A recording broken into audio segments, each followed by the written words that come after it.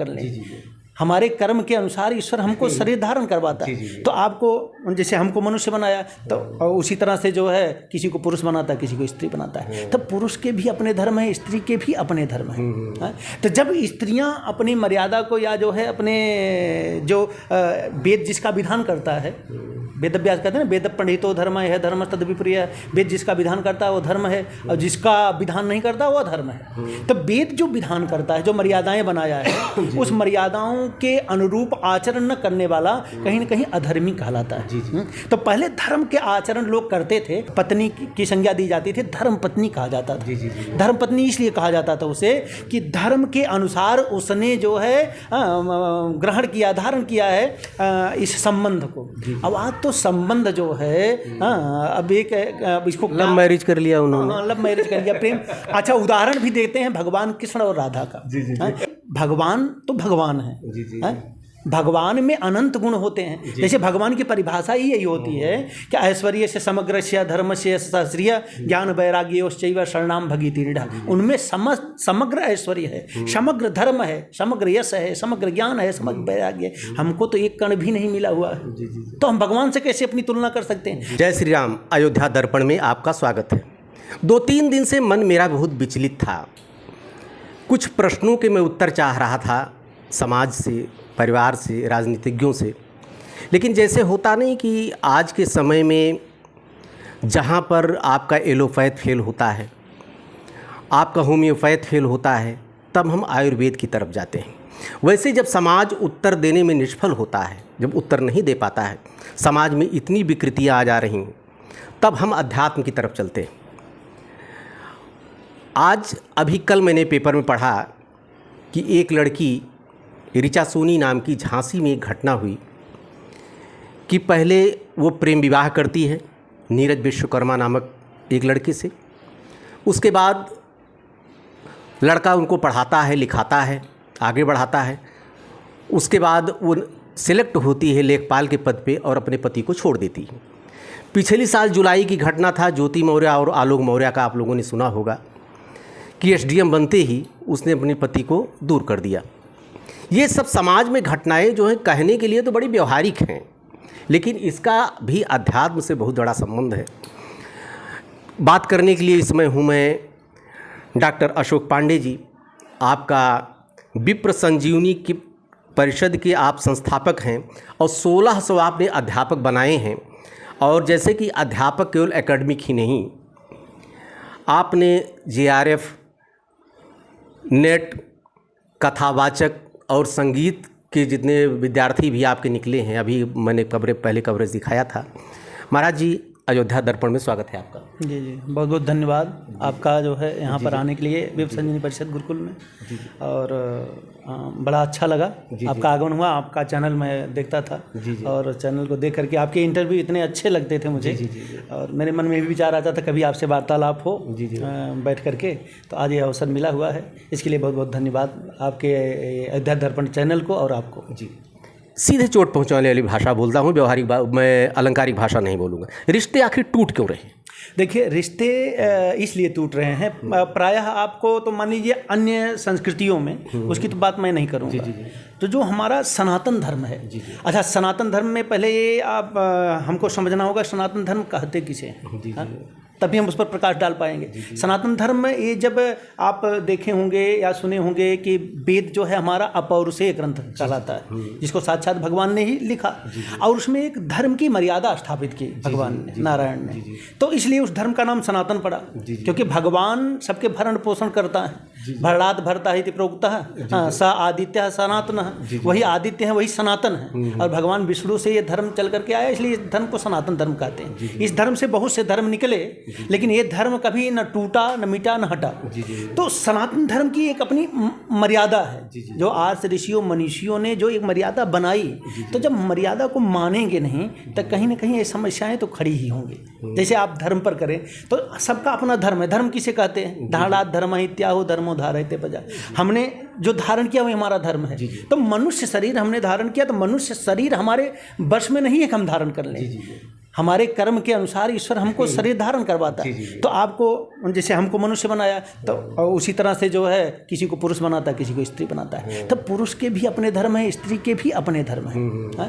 तो जब स्त्रियां अपनी मर्यादा को या जो है अपने जो वेद जिसका विधान करता है, वेद अभ्यास कहते हैं ना, वेद पंडितो धर्म है धर्म तद विप्रिय, वेद जिसका विधान करता है वो धर्म है और जिसका विधान नहीं करता वो अधर्म है। तो वेद जो विधान करता है, जो मर्यादाएं बनाया है, उस मर्यादाओं के अनुरूप आचरण न करने वाला कहीं ना कहीं अधर्मी कहलाता है। तो पहले धर्म के आचरण लोग करते थे, इसलिए कहते हैं ना कि जब पत्नी की संज्ञा दी जाती थी धर्म पत्नी कहा जाता था। धर्म पत्नी इसलिए कहा जाता था उसे कि धर्म के अनुसार उसने जो है ग्रहण किया, धारण किया है इस संबंध को।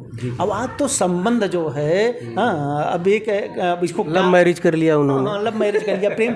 अच्छा, उदाहरण भी देते हैं भगवान कृष्ण और राधा का। लेकिन समस्या ये है कि जैसे सनातन धर्म में लोग कहते हैं भाई भगवान कृष्ण ने भी प्रेम किया राधा जी से, लेकिन प्रेम जो है, देखिए भगवान तो भगवान है, भगवान में अनंत गुण होते हैं। जैसे भगवान की परिभाषा ही यही होती है कि ऐश्वर्य से समग्र से धर्म से शास्त्रीय ज्ञान वैराग्य शरणाम भगीति रीढ़ा। उनमें समग्र ऐश्वर्य है, समग्र धर्म है, समग्र यश है, समग्र ज्ञान है, समग्र वैराग्य। हमको तो एक कण भी नहीं मिला हुआ है, तो हम भगवान से कैसे अपनी तुलना कर सकते हैं? तो भगवान ने जिससे प्रेम किया वो भगवान की शक्ति है। जैसे भगवान की दो शक्ति है, एक विद्या एक अविद्या, उपनिषद में कहा गया है। तो भगवान की जो राधा जी थी वो शक्ति है, भक्ति शक्ति, जिसको भक्ति स्वरूपा कहा गया है। तो भगवान का वो जो संबंध है नित्य संबंध है, और जिसका नित्य संबंध होता है उसका जो प्रेम है, वो जो भाव है वो अलग होता है। लेकिन हम जो अपना संबंध है ये स्थापित करते हैं, ये हमारा संबंध नित्य नहीं है, ये तो हम आकर के बनाने लगते हैं ना। हम तो कर्म पर विश्वास करते नहीं हैं, हम अपने अनुसार अपना संबंध बनाने, माता पिता कोई जरूरत नहीं है। जबकि सिद्धांत कहता है, देखिए हमारे यहाँ क्या है, मातृ देवो भव पितृ देवो भव। माता पिता के कारण भगवान राम 14 वर्ष के लिए वनवास चले गए। वो भगवान राम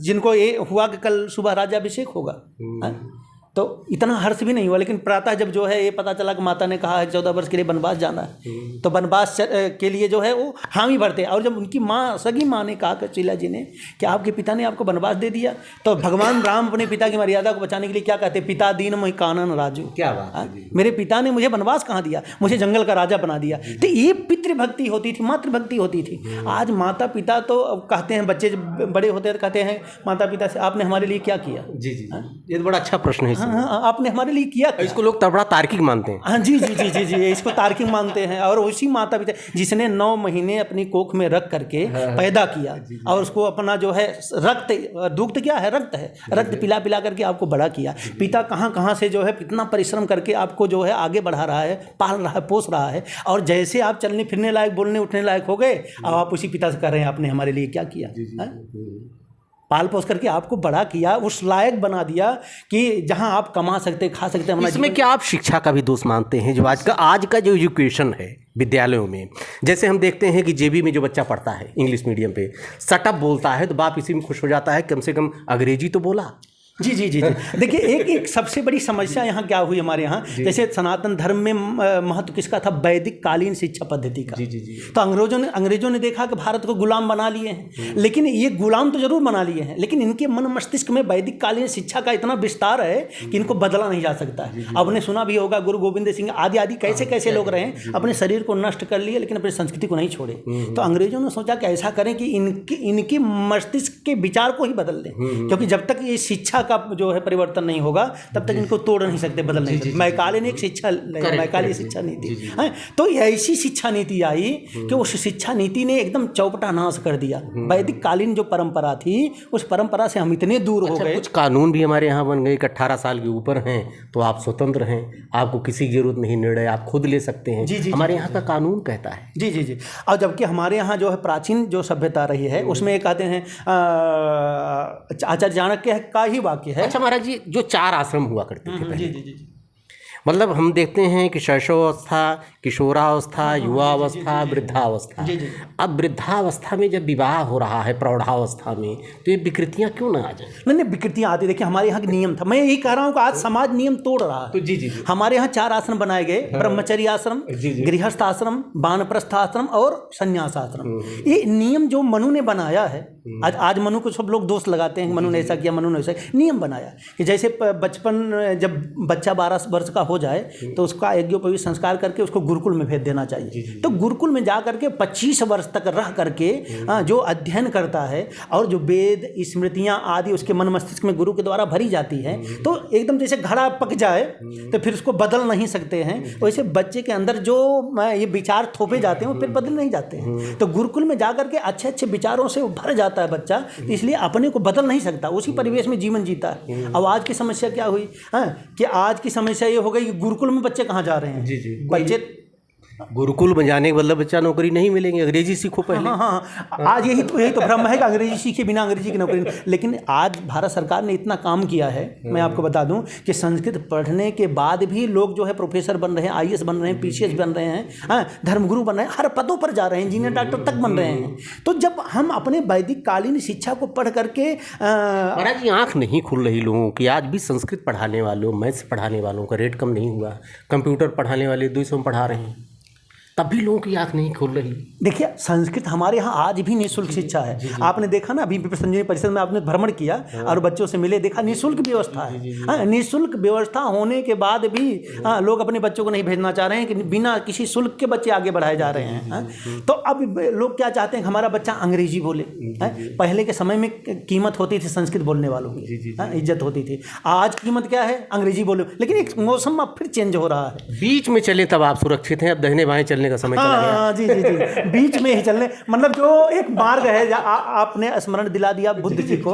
बुद्ध जी ने कहा कि ना इधर ना उधर, जो मध्य का मार्ग है, मध्य का मार्ग निकालिए, वो मध्य का मार्ग ही जो है अच्छा होता है। तो दोनों को मिला करके आज मुझे भी यही जो आपने अभी प्रश्न किया, मुझे भी ये अच्छा लगता है कि एक मध्य का मार्ग, मध्य का मार्ग मतलब अंग्रेजी भी आनी चाहिए, क्योंकि हम अगर संसार से अपने सनातन धर्म को जोड़ना चाहते हैं तो अंग्रेजी का ज्ञान होना चाहिए। क्योंकि अंग्रेजी आज अगर देखा जाए तो एक तरह से तो पूरे 200-250 के ऊपर देश हैं, सब लगभग समझ सकते हैं, बोल सकते हैं। तो सबको आज समझाना है अपने धर्म को या अपने भाव को, अपनी भाषा को, तो अंग्रेजी तो आनी ही चाहिए। लेकिन अंग्रेजी के साथ साथ संस्कृत भाषा अवश्य आनी चाहिए, क्योंकि वेद स्मृतियाँ पुराण हमारे संस्कृत भाषा में ही है। तो हमारे सनातन धर्मियों को संस्कृत पढ़ना चाहिए। अंग्रेजी आ गई लेकिन संस्कार डिलीट हो गया। तो देखिए, अंग्रेजों के यहाँ क्या व्यवस्था है, वृद्धाश्रम वहाँ बनाए जाते थे। हमारे यहाँ भारत में कभी आश्रम नहीं बनता था। हमारे यहाँ वानप्रस्थ और संन्यास आश्रम होता था।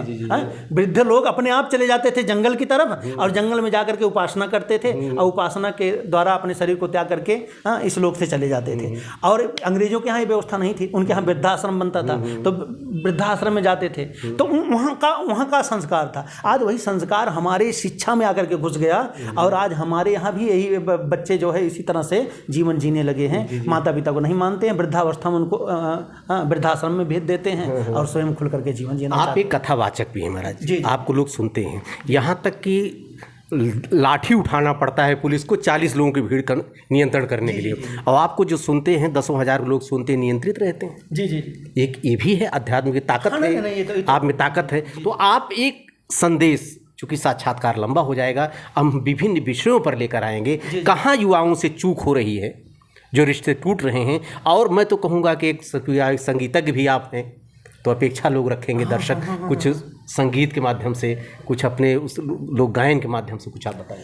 नहीं, देखिए, जैसे अभी आपने एक प्रश्न बड़ा अच्छा किया कि ये लोग जो रिश्ते बिगड़ रहे हैं, या जो है अब ये शब्द पर आपने अभी प्रश्न किया कि शब्द, एक कथावाचक या कोई व्यक्ति शब्द पर बांध लेता है 10,000 20,000 के पब्लिक को, और पुलिस उसको डंडे से नियंत्रित नहीं कर पाती है। देखिए, शब्द में शक्ति आज भी है। हमारे यहाँ उपनिषद में कहा गया, जो वेद का अंतिम भाग वेदांत जिसे कहते हैं, कि शब्द ब्रह्म बेजानात, शब्द ब्रह्म होता है। माने शब्द एक ब्रह्म का रूप रूप है। तो शब्द में बहुत बड़ी शक्ति होती है। अरे शब्द के ही शक्ति के द्वारा सांप जो है भाग जाता है, जैसे मंत्र के प्रभाव से सांप भाग जाता है। अच्छा, शब्द के ही द्वारा हिरण सुन करके आपके समीप चले जाते हैं। बीन शब्द ही है ना, लेकिन बीन की आवाज़ सुन करके सांप, विषैला सांप नाचने लगता है, हम झूम जाते हैं। तो शब्द का तो बहुत बड़ा प्रभाव है।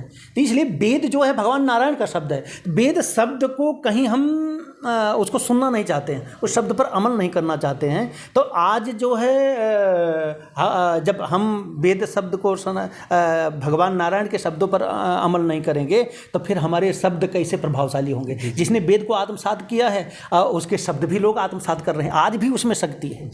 तो शब्द में तो अनंत गुना शक्ति है।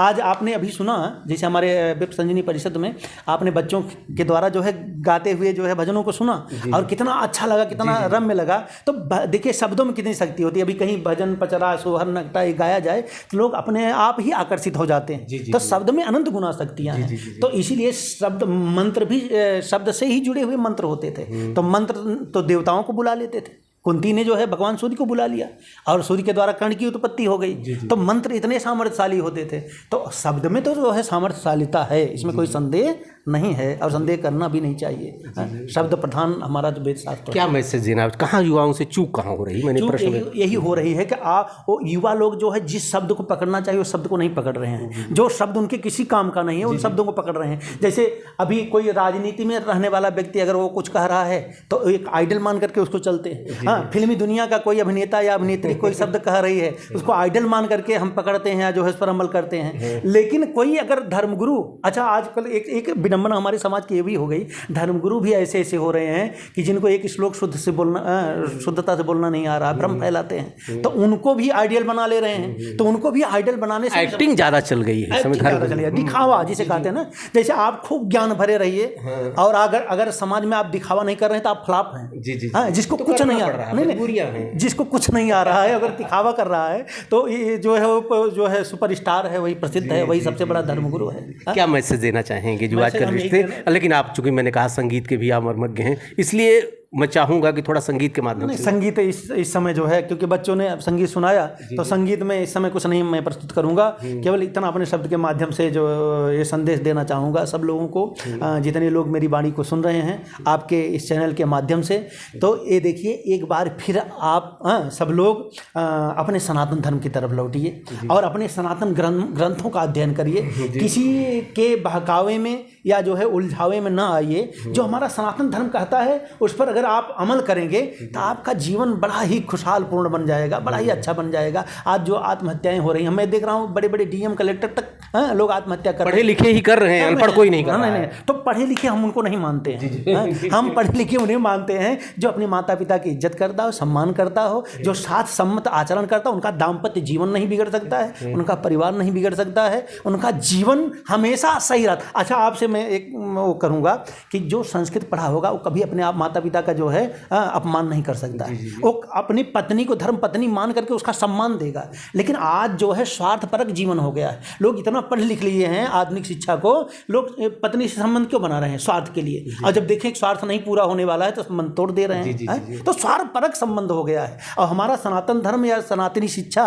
स्वार्थ का भाव नहीं दिखाती है। ये तो परमार्थ का भाव जो है सनातन धर्म में सिखाया जाता है कि हम जिए परमार्थ के लिए, जिए दूसरे के लिए जिए। और प्रेम भी उसे कहते हैं कि जो दूसरे के लिए अपना समर्पण कर दे, दूसरे के लिए अपना समर्पण कर दे, अपने सुखों का त्याग कर दे, उसे प्रेम कहते हैं।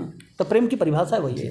महाराज जी का कहना ये है, निष्कर्ष चूँकि बहुत बड़ा साक्षात्कार हो जाएगा, कि जो हम अपने सनातन को भूलते जा रहे हैं, जो हमारी संस्कृति जो है सभ्यता को भूलते जा रहे हैं, पाश्चात्य संस्कृति को जो अपनाने जा रहे हैं, कारण इसीलिए ये सब समस्याएं आ रही हैं। 18 वर्ष के ऊपर हो गए, अब आप स्वतंत्र हो गए, अब आपको माता पिता की ज़रूरत नहीं है, भाई बंधु की ज़रूरत नहीं, समाज की ज़रूरत नहीं। जो एक आज के समाज में एक अभियान चलाया जा रहा है, कुछ हमारे कथावाचक भी, जैसा आपने कहा कि आज के समय में मतलब वेदों पुराणों से नहीं एक मनोरंजन का साधन बना लिया है लोगों ने। इसलिए जो है सब विकृतियाँ आ रही हैं, इसको हमें दूर करना पड़ेगा, सनातन की तरफ फिर लौटना पड़ेगा। जय श्री राम महाराज। जय श्री राम, जय श्री राम। बहुत बहुत धन्यवाद आप।